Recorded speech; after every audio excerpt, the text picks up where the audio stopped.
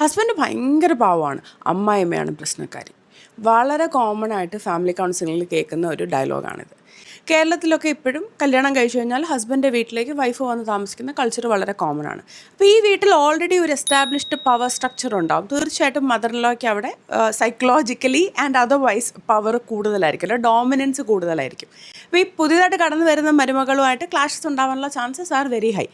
അങ്ങനെ എന്തെങ്കിലും ഒരു പ്രശ്നം, ഒരു വാക്ക് തർക്കമോ അല്ലെങ്കിൽ ഒരു വയലേഷൻ ഓഫ് ബൗണ്ടറി ഒക്കെ സംഭവിക്കുമ്പോൾ ഹസ്ബൻഡ് സൈലൻ്റ് ആയിട്ട് നിന്നാൽ എന്താണ് പ്രോബ്ലം? ചിലപ്പോൾ ഹസ്ബൻഡ് പോയിട്ട് വൈഫിൻ്റെ അടുത്ത് പറയും, പോട്ടെ സാരമില്ല, അമ്മയല്ലേ, വയസ്സായില്ലേ, നമുക്ക് പറഞ്ഞു മാറ്റാൻ പറ്റുമോ, അത്ര വിദ്യാഭ്യാസമേ ഉള്ളൂ, നിനക്കറിയാമല്ലോ, ഞാൻ നിൻ്റെ കൂടെയല്ലേ, സാരില്ല, വിട്ടേക്കൂ, ഈ ചെവി കൂടെ കേൾക്കൂ, ഈ ചെവി കൂടെ കളയൂ.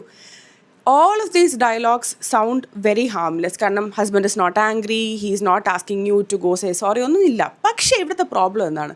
The husband is not actually supporting you, he is taking a neutral stand.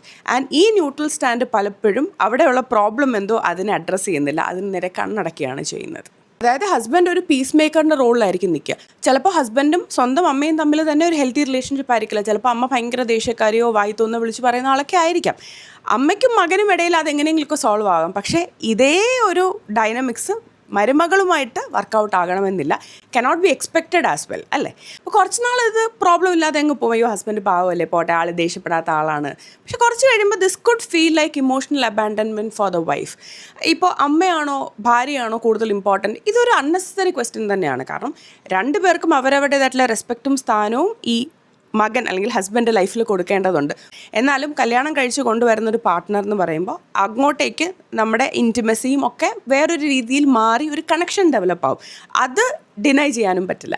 അപ്പോൾ കുറച്ച് നാൾ കഴിയുമ്പോഴത്തേക്കും ഹസ്ബൻഡ് സ്റ്റാൻഡ് എടുക്കാത്തപ്പോൾ ദിസ് ഫീൽസ് ലൈക്ക് ഞാൻ വേഴ്സസ് ആളും ആളുടെ വീട്ടുകാരും എന്നൊരു തോന്നലായിരിക്കും വരിക വൈഫിന്. And that feels like very isolating, especially ഹസ്ബൻഡിൻ്റെ വീട്ടിലാണ് നിൽക്കുന്നതെന്നുണ്ടെങ്കിൽ. And the husband could think ഇത് അവളും അമ്മയും തമ്മിലുള്ള പ്രശ്നമല്ലേ, ഞാനിതിനകത്ത് ഇടപെടുന്നേ. ഈ അവളും അമ്മയും പരിചയപ്പെട്ട് ഒരു വീട്ടിൽ വന്ന് താമസിക്കാനുള്ള റീസൺ എന്ന് പറയുന്നത് നിങ്ങളാണെങ്കിൽ you may have to take a stand as well. I know it is very complex that way, പക്ഷേ ഇങ്ങനെയുള്ള കേസസിൽ family or couple counselling can definitely help.